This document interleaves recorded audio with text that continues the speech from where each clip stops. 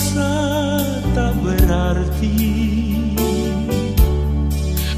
jalan dengan tanpa harapan, lalu tangan yang berlubang paku menjamah jadi hidup baru, dan kayu yang kasar mengubahkan jalan hidup yang penuh kegagalan. Ku puji Dia selama-lamanya, sebab salib mengubah hidupku, dan ku yakin darah Yesus yang suci sudah mengalir di Kalvari. Bila zaman berlalu, dunia mendebu, ku tetap pegang salib itu.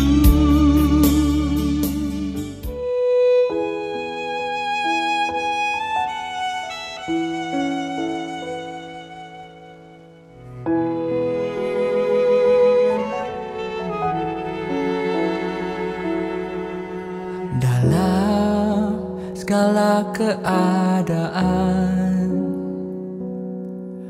waktu berlimpah maupun kurang, tetap Yesus yang mempesona hatiku. Dia beri damai dan kesempatan baru di setiap musim kehidupan. Waktu ku kuat maupun lemah, tetap Yesus yang mempesona hatiku. Dia beri hidup dan kesempatan baru. Sekali Yesus, selamanya Yesus. Harapanku tak akan hilang, karena kasih-Nya sekarang ku ada. Oh Yesusku, ku cinta Kau selamanya.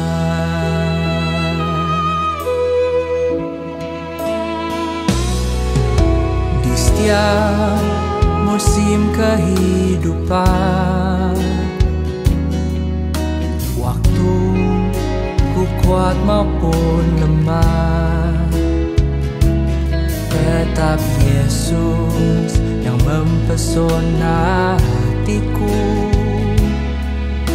Dia beri hidup dan kesempatan baru. Sekali Yesus, selamanya Yesus. Harapanku tak akan hilang, karena kasih-Nya sekarang ku ada. Oh Yesusku, ku cinta Kau selamanya.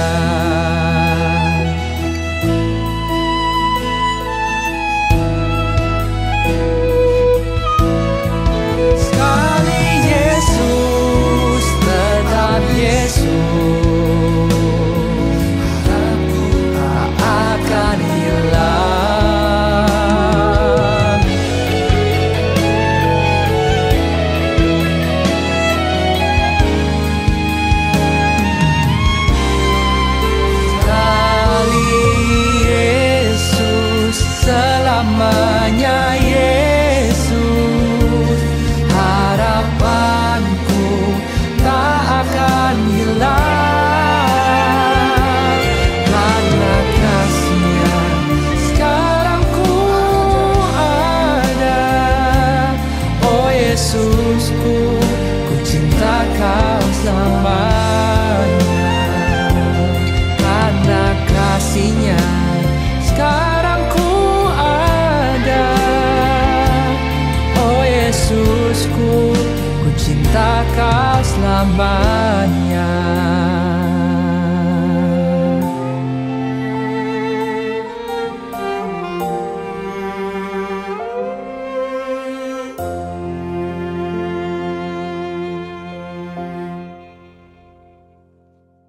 Malam hari ini saya ingin khotbah tentang merciful Father, Tuhan yang pemurah.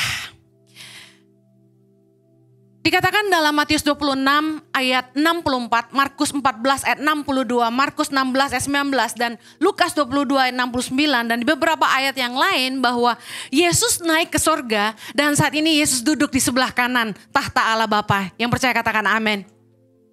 Apa artinya? Saudara, di tahta Allah Bapa, di mana Yesus sekarang duduk di sebelah kanan kirinya, di kanannya, menjadi tahta kasih karunia buat kita semua, di mana Yesus duduk sebagai pembela bagi kita.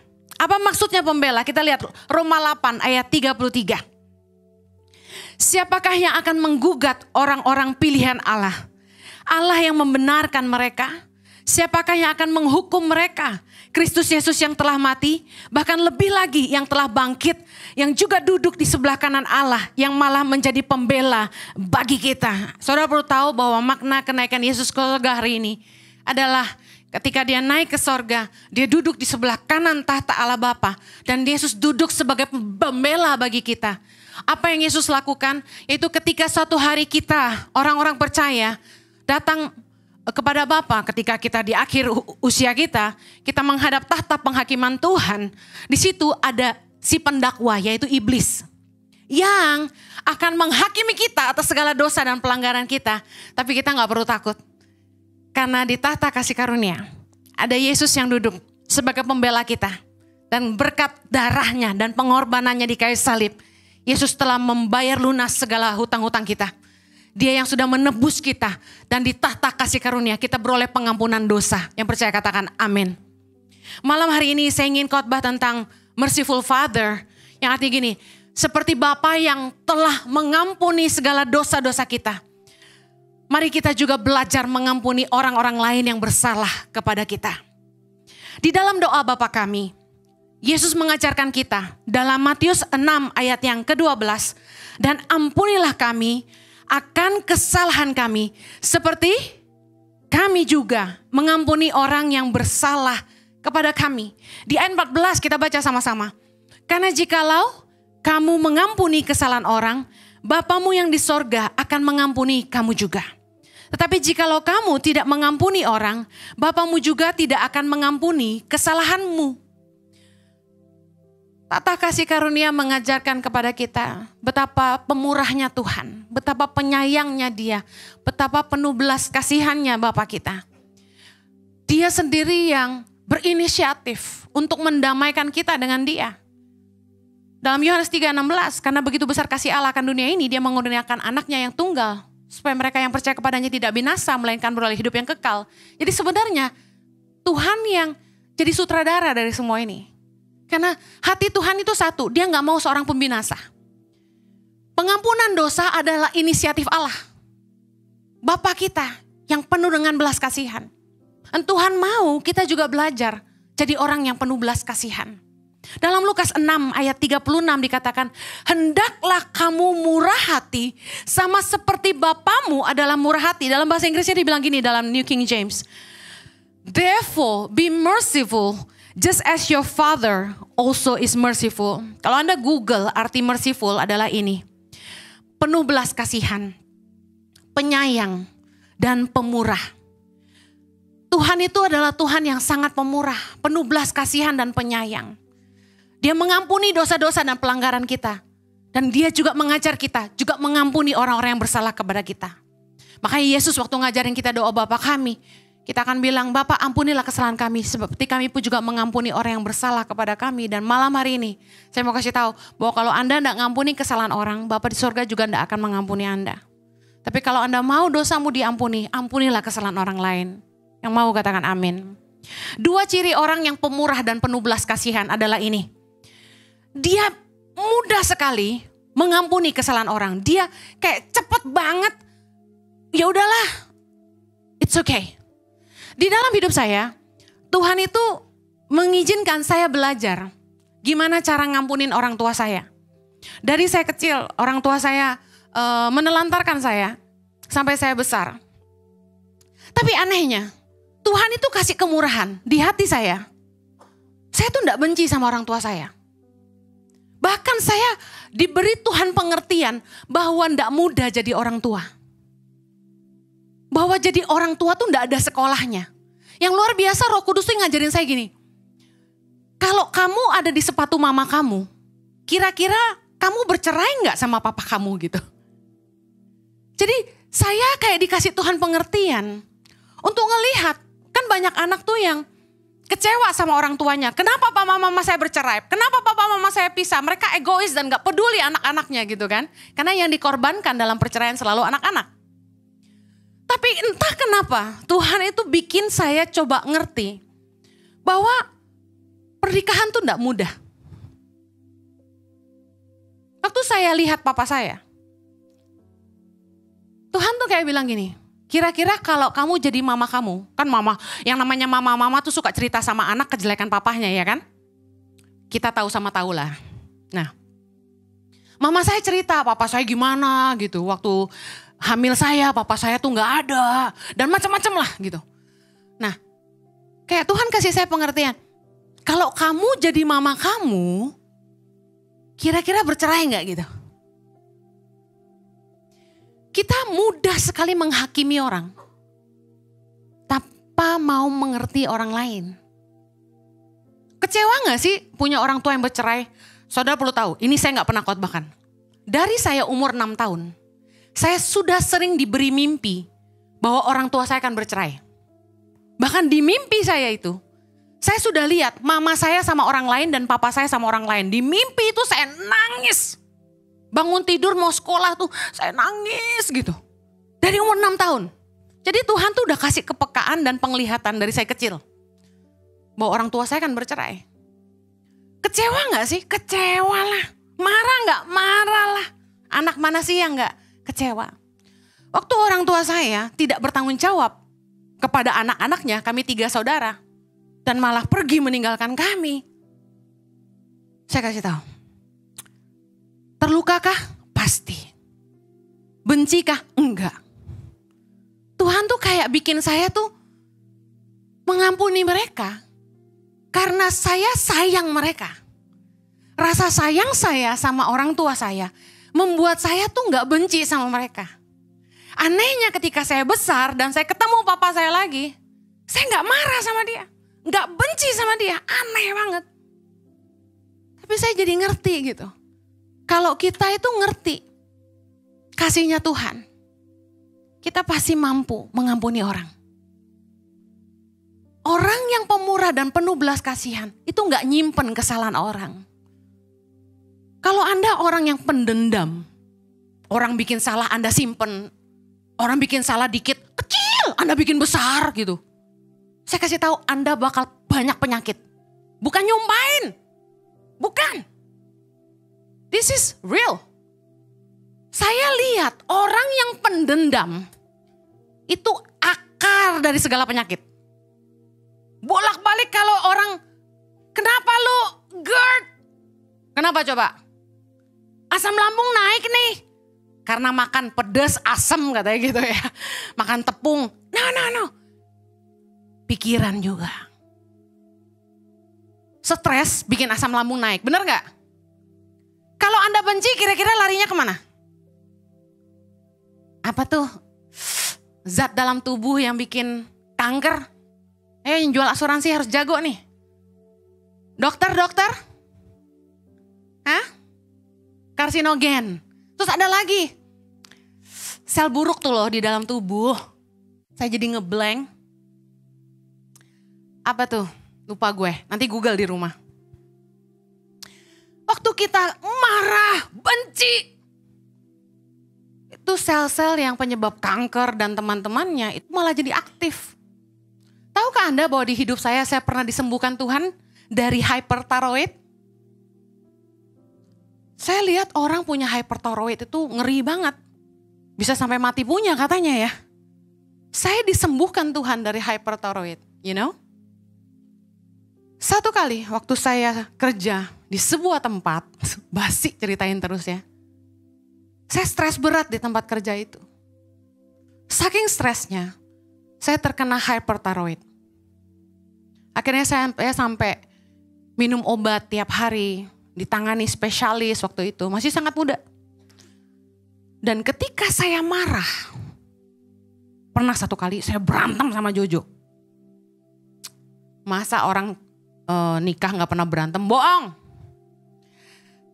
Saya satu hari lagi berantem sama Jojo waktu itu. Pas jadwalnya saya mesti di USG, ultrasound, thyroidnya. Karena check up kan setahun sekali. Pas lagi di ultrasound, dokter bilang, "Wih, aktif banget nih. Dia kagak tahu gue lagi senewen. Saya lagi marah banget. Marah sekali. Sekarang enggak sih. Lagi bahagia. Yeay. Saking marahnya, itu sampai orangnya ngomong, ini aktif banget nih. Saya juga gak ngerti apa yang aktif. Dari situ saya tahu bahwa ketika kita benci, kita marah, kita nendam, itu tuh efeknya jelek banget ke kesehatan kita. Rata-rata orang yang sakit kanker kalau ditanya, kamu nyimpan kebencian ya? Kamu dendam ya? Nangis langsung. Tuhan mau kita sehat. Amin. Makanya kita harus ngampunin orang. Kita doa, Tuhan kasih saya kesehatan, kasih saya umur panjang. Tuhan bilang ini, ampuni dulu kesalahan orang lain. Seperti aku juga mengampuni kamu. Orang yang merciful itu enggak simpen-simpen kesalahan orang. Ingat pasti, namanya kita bukan pelupa, bukan amnesia. Kalau orang bikin salah kita ingat gak? Ingat. Kalau bikin baik, lupa. Manusia kan gitu, yang bagus-bagus dilupain. Saya belajar di hidup saya, bikin kebaikan 100, orang gak ingat kesalahan 1, wah ingat banget gitu. Ya enggak? Apalagi kalau di gereja, pendeta pantang salah gitu kan. Salah ngomong, salah. Salah pakai baju, salah. Saya kasih tahu, kalau Anda murah hati, ada gak simpen kesalahan orang? Siapa sih yang gak pernah salah sama Anda? Tapi pertanyaan saya, apa Anda juga gak pernah salah sama orang? Ampuni. Orang yang gak gampang ngampuni orang, tuh biasanya orang pelit. Kok bisa? Soalnya yang gak pakai duit aja dia pelit, gimana yang pakai duit? Ngampunin kan gak pakai duit. Ada bu, ngampunin utang. Nah itu beda. Saya tadi share gini. Saya tiap hari tuh di Instagram ada daily devotion, potongan khotbah saya. Ada di sini yang nonton tiap hari IG saya? Puji Tuhan. Yang belum? Follow dong, bertobat. Gimana sih? Parah. Ikut dong, tiap hari ada renungan ya. Tiap pagi sambil nongkrong di toilet. Dengerin, lumayan lah ya. Saudara, saya lihat dalam hitungan, let's say setengah jam. Itu yang nonton udah 14.000. 1 jam yang nonton udah 25.000, 33.000 kurang lebih. Tapi yang like cuma 1.000.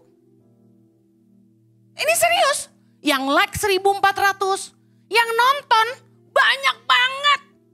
Tapi yang like lebih sedikit, cuma 10%. Dari situ udah kelihatan, mau nonton gratis, like aja gak mau. Yang gratis aja lu pelit, tinggal gini loh. Guys, gue ajarin, double tap, tek. Udah. Cuma double tap, pakai telunjuk, pakai jempol, pakai kelingking bisa. Tek, udah. Yang begitu gak pakai duit aja, pelitnya banget. Gimana yang pakai duit? Boro-boro ngasih perpuluhan dan persembahan, betul gak? Haleluya. Tuh, pantang kan Ibu Heni ngomong duit langsung. Gak pernah di sini gak pernah dimintain duit, percayalah. Cuma dimintain persembahan. Iya kan kita pakai gedung mesti bayar ya. Nah, be merciful. Orang yang penuh belas kasihan, tadi yang pertama mudah mengampuni kesalahan orang. Orang yang penuh belas kasihan, yang merciful yang kedua. itu suka nolong orang yang susah. Suka menolong orang yang dalam kesusahan. Saya temukan ya, orang Kristen tuh kalau ngomong kasih paling jago. Tapi sayangnya kasihnya basa-basi. Saya meeting sama banyak orang. Coba presentasi Tangan Pengharapan. Ngomongnya 10 kali, yang bantu cuma sekali. Kebanyakan orang tuh selalu banyak alasan. Saya ketemu dengan salah satu orang terkaya di Indonesia. Dia bilang gini sama saya. Ngapain lu bantu anak dari NTT? Ngapain lu bantu tuh anak-anak Kupang, anak-anak Papua? Mau ngapain? Dia bilang. Menurut pengalaman gua, dia bilang. Anak-anak begini mah di sekolahin gak ada artinya. Saya diam. Saya kasih tahu. Kalau nggak Tuhan yang suruh juga gue nggak mau. Kurang kerjaan apa nyokolin anak orang? Saya mau tanya, nyokolin anak orang mahal nggak? Ngidupin anak orang mahal nggak? Emang semuanya baik? Semuanya nurut? No. Makan hati? Iya. Kalau bukan Tuhan yang nyuruh nggak mau saya. Ampun deh gue. Mending nyekolahin anak keponakan sendiri. Betul nggak? Tapi Tuhan yang suruh. Saudara, saya lihat orang Kristen tuh, kalau giliran bantu orang, kalkulasinya jalan. Persis kayak Filipus. Gimana duit 200 dinar bisa ngasih makan segini banyak orang? Dihitung-hitung. Saya kasih tahu kalau Tuhan perhitungan sama kita gak napas loh, gue bilangin. Hitungin aja oksigen berapa satu tabung. Kita nyedot for free. Buang juga lebih banyak. Satu kali ada seorang wanita datang ketemu saya di gereja ini. Dia ditinggal suaminya. Suaminya nikah lagi dengan wanita yang beda agama. Tinggalin dia dengan 4 orang anaknya. Yang paling kecil umur 5. Dia cuma single mom, kerja jadi admin, gaji cuma 6 juta sebulan, anak 4. Yang biasanya bantu ngurusin dia tuh mamahnya. Jadi dia bisa kerja karena dia harus, yang kecil belum sekolah. Jadi dia harus dibantu mamanya ngurusin anak yang paling kecil. Tiba-tiba mamahnya meninggal dunia. Dan sebagai jemaat Ici tuh ngurusin. Jadi kami bantu peti mati. Kami bantu ibadah, duka. Dan dia sangat terharu sama apa yang Ici lakukan. Dan dia khusus datangin saya untuk bilang terima kasih. Sambil nangis. Nah, ngobrol sebentar aja karena saya selalu cuma sebentar karena harus khotbah lagi. Saya tanya, anak yang paling kecil sekolah di mana? Oh, belum sekolah. Anaknya umur berapa? Umur 5. Wah, TK nih saya pikir. Kemudian anaknya yang nomor 2 dan 3 itu mau sekolah di Tangan Pengharapan. Udah daftar? Udah. Oke. Terus yang kecil? Belum. Mama gak ada, jadi siapa yang ngurus? Dia bilang, dia nangis, gak bisa jawab. Saya tahu, udah pasti gak ada yang ngurus. Jadi dia stres. Dengan waktu berapa detik saya langsung bilang gini, udah tenang aja. Anak yang paling kecil bawa ke sekolah Tangan Pengharapan. Meskipun kami gak punya TK, asalkan dia gak nakal dan gak lari-lari, duduk aja di meja kita siapin di library. Biar dia gambar-gambar, mewarnai. Saya bilang nanti kita kasih makan. Karena kita kasih makan anak-anak di sekolah tiap hari. Boleh titip aja supaya kamu bisa kerja. Karena anaknya 4, suami gak ada. Mama meninggal, kakak adik gak punya. Sebatang kara dia, bayangin. Saya gak banyak pikir, udah tolong langsung. Saya mau kasih contoh gini. Jadi orang Kristen tuh jangan banyak mikir kalau nolong orang. Boleh pinter, tapi jangan kepinteran. Kita harus peka mana yang memang butuh dibantu, mana yang kita harus hati-hati. Kalau belum apa-apa, kita udah nyodorin duit segini, ya itu jangan. Bahaya itu. Ini kan saya gak nyodorin dia uang, dia kerja kok. Kami punya program peduli sesama di Tangan Pengharapan. Kita nolongin. Saya bikin program untuk tukang sampah. Tukang sampah, satu kali saya lihat, mereka bawa gerobak sampah yang gede, warna hitam. Itu rodanya cuma 2, terus dia angkat gini nih. Tahu kan yang ditahan di atas gitu kan. Saya lihat kok sengsara banget, berat banget loh itu. Saya langsung desain, saya suruh anak saya Mison bikin. Saya bilang cari tukang gerobak sampah, bikinin kayak begini. Akhirnya dia bikin, kita bikin roda 3. Dan posisinya beda, enggak lagi ditarik tapi didorong. Kayak gerobak tukang apa tuh, yang ngumpulin barang bekas gitu. Nah, kita bikinin orang-orang yang cuma memulung pakai karung, ya, yang cuma ambil gini-gini, itu penghasilannya tau gak berapa sehari? Paling jual plastik-plastik, jual apa, 30.000 lah per hari. Enteng kan itu, karena cuma bisa pakai karung kan. Kami kasih modal gerobak, penghasilannya jadi berapa? Bisa 250.000 per hari, luar biasa. Haleluya. Gerobaknya bayar gak Bu Heni? Enggak, gratis so. Kita petain Jakarta, Jabodetabek, di sini tempat pembuangan sampah, sini tempat pembuangan sampah. Kita dekatin, tanya mau gak dibantu, Mison pergi, data mereka, yang mau dibantu kita bikinin, free. Dari donasi peduli sesama yang Anda salurkan ke tangan pengharapan. Thank you for that. Amen. Kita bantuin pedagang cilok. Satu hari dia harus sewa gerobak cilok 200.000. Ciloknya aja dia harus beli lagi 50.000. Jadi modal sehari itu 250.000 sampai 300.000 ya Mison ya. Nah, kita bilang gini deh Pak. Kita bikinin gerobak ciloknya. Kompornya, pancinya kita kasih. Ciloknya aja yang Bapak beli. Jadi sehari dia cuma keluar dari 250.000, 300.000 jadi tinggal 50.000 untuk ciloknya aja. Gerobaknya gratis. Kita bantu untuk orang susah bisa lebih maju. Amin. Saya senang kita bisa bantu orang keluar dari kemiskinan.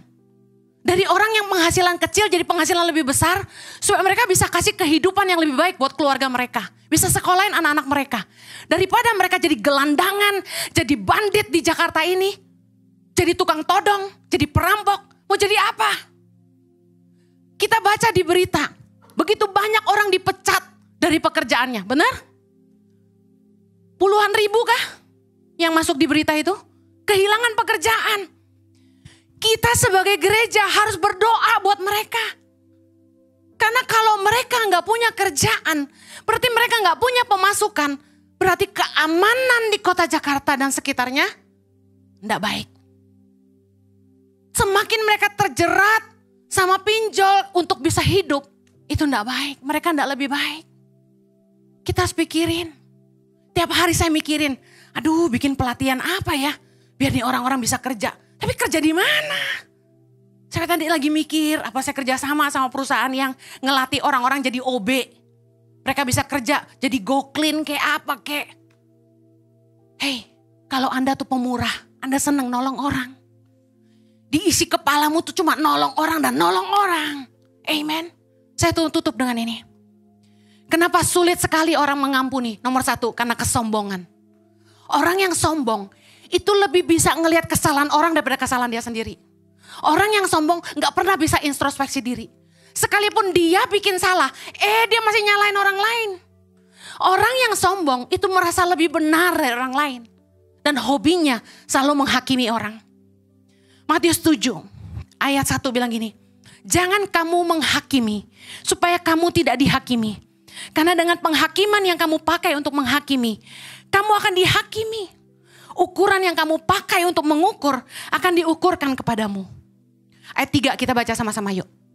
Mengapakah engkau melihat selumbar di mata saudaramu, sedangkan balok di dalam matamu tidak engkau ketahui?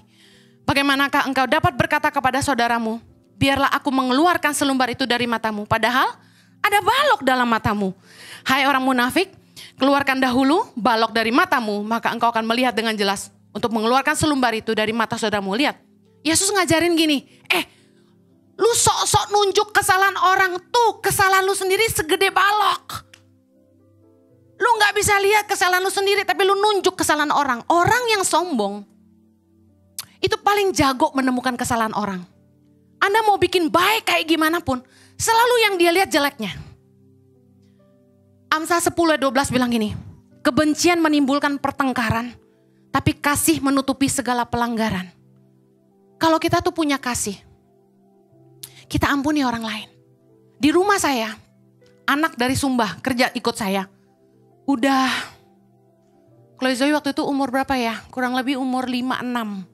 Sekarang Chloe Zoe umur 20. 15 tahun dia ikut saya. Saya kasih tahu ya, gelas di rumah saya mungkin udah 2 lusin pecah. Baju saya, luntur tuh udah gak terhitung. Bener, sampai saya takut beli baju putih. Sampai saya beli baju putih, saya tuh harus mesen gini. Hati-hati ya, bener loh, awas loh. Putih loh ya, tebak 3 kali cuci udah pink. Gak tahu, akhirnya saya rajin laundry. Gara-gara gini, udah daripada baju gua rusak semua ya udah deh, laundry aja lah. Gitu. Ada yang mau laundryin tapi saya gak mau kasih baju. Saudara, waktu orang tuh bikin salah sama kita, gak tahu kenapa ya, kasih tuh bikin kita ngerti gitu loh. Ya udahlah, kayak gitu. Kalau saya marah, gak bakal betah 15 tahun ikut saya, bener gak? Marah sih 1-2 kali lah, paling gini marahnya. Aduh, si ratu pemecah gelas, paling gitu. Paling saya ledekin, nih putih ya, besok pasti biru gitu. Tapi again, kalau Anda tuh punya kasih, Anda gampang banget ngampunin. Kenapa kita sulit mengampuni? Karena kita ngerasa, gue loh gak pernah salah. Banyak orang yang mencela orang lain yang bercerai. Saya mau kasih tahu, Anda mungkin gak bercerai, tapi rumah tangga Anda juga gak sempurna bukan? Kita gak cerai karena kita jaim aja kan, kita takut kan penghakiman publik. Kalau kita gak takut penghakiman publik juga pasti banyak yang bercerai. Coba Alkitab tidak melarang kita bercerai. Berapa banyak yang mau bercerai? Angkat tangan. Jangan. Well, orang yang suka menghakimi akan dihakimi kata Tuhan. Yang terakhir, kenapa orang sulit mengampuni? Karena dia gak menyadari kemurahan Tuhan. Waktu Anda tatap tahta kasih karunia Tuhan, di mana Yesus yang menjadi pendamaian atas dosa-dosa kita. Saya mau tanya, berapa banyak saudara di sini yang sadar Anda diampuni? Berapa banyak saudara yang banyak sekali dosanya? Keren. Kalau kita sadar, kita sudah beroleh kemurahan dan pengampunan dari Bapa. Saya rasa nggak akan terlalu sulit untuk kita juga menunjukkan kemurahan dan pengampunan kepada orang yang bersalah. Karena kita sadar. Contoh, kita akan mikir gini, ya ampun, dosa gue yang banyak aja Tuhan ampunin, masa sih kesalahan orang yang kecil kita gak ampunin? Mungkin ada yang ngomong gini, enggak bu, dosa dia tuh berat, sangat besar kepada saya gitu. Misalnya ada lah yang bikin salah sama Anda tuh, ngambil suamimu kek atau apa kek gitu. Anda gak bisa ngampunin gitu, nyuri uangmu kek, nipu kamu kek. Anda bilang dosanya besar sekali. Saya mau tanya, gedean mana sama dosa Anda? Mari kita saling mengampuni seperti Bapa juga mengampuni kita. Setiap kali saya ingat dosa saya diampuni, saya sadar kemurahan Tuhan. Karena kemurahan Tuhan saya ada hari ini. Bayangin. Kalau Tuhan gak ngampunin kita. Ada di mana kita hari ini? Semua karena anugerah. Amen. Kolose 3 ayat 13, sabarlah kamu seorang terhadap yang lain dan ampunilah seorang akan yang lain. Apabila seorang menaruh dendam terhadap yang lain, sama seperti Tuhan telah mengampuni kamu, kamu perbuat jugalah demikian. Kalau kita mau diampuni Tuhan, kita juga harus mengampuni orang lain. Ayat terakhir, Yakobus 2 ayat 13. Baca sama-sama saya. Sebab penghakiman yang tak berbelas kasihan akan berlaku atas orang yang tak berbelas kasihan. Tapi belas kasihan akan menang atas penghakiman. Karena belas kasihan Tuhan, kita dimenangkan. Menjadi orang-orang yang dibebaskan dari segala dosa dan hukuman. Amen. Sebesar apa sih dosa orang tuamu? Sebesar apa sih kesalahan teman-temanmu? Sebesar apa sih kesalahan pasanganmu? sampai kamu gak bisa ngampunin mereka. Katakanlah ada orang-orang yang pernah melukai Anda di masa lalu. Tapi bukankah kita juga tidak lepas dari salah? Ampunilah. Be merciful. Just as your Father is merciful. Yang mau katakan amin. Kita doa. Tuhan, kami mau belajar mengampuni. Seperti Tuhan juga sudah mengampuni kami. Kami mau belajar jadi orang yang berbelas kasihan. Jadi orang yang penuh dengan kemurahan. Jadi orang yang mudah mengampuni dan tidak menghakimi. Kalau ada di antara kami hari ini Tuhan, kami yang masih menyimpan luka, kepahitan, dendam kepada orang lain. Mungkin orang tua kami, mungkin atasan kami, mungkin pasangan kami, orang-orang yang pernah ada di hidup kami, mungkin teman-teman kami yang mengecewakan kami. Tuhan hari ini, kami mau belajar mengampuni mereka. Yuk mari ambil waktu, lepaskan pengampunan. Sebut nama orang-orang yang menyakiti hatimu, katakan seperti Yesus, ampunilah mereka. Karena mereka tidak tahu apa yang mereka perbuat. Katakan Tuhan, aku mau mengampuni. Aku mau belajar mengasihi. Terima kasih Tuhan. Kami mau ngampunin. Supaya kami juga diampuni. Yuk lepaskan pengampunan. Ambil waktu sebentar. Sebutkan nama orang-orang yang menyakiti hatimu. Bilang aku mengampuni, aku mengampuni, aku mengampuni. Sebutkan namanya, aku mengampuni. Tuhan, aku mau mengampuni. Lepaskan pengampunan. Terima kasih Tuhan. Saya percaya Anda yang melepaskan pengampunan, sakit Anda disembuhkan. Di dalam nama Yesus. Seperti Anda menunjukkan kemurahan kepada orang lain, Tuhan akan menunjukkan kemurahannya dalam hidupmu. Di dalam nama Yesus. Terima kasih Tuhan. Saya percaya hari ini kami sudah dibebaskan dari segala dendam, dari segala kebencian dan kemarahan. Karena kami sudah mengampuni. Terima kasih Tuhan. Di dalam nama Yesus. Semua katakan, Amen. Tuhan memberkati. God bless you. Have a good night.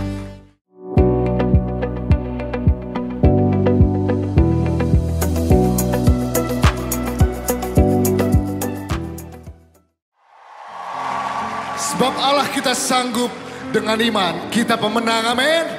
Mari sama-sama kita mau rayakan dengan sukacita. Come on, let's praise Him.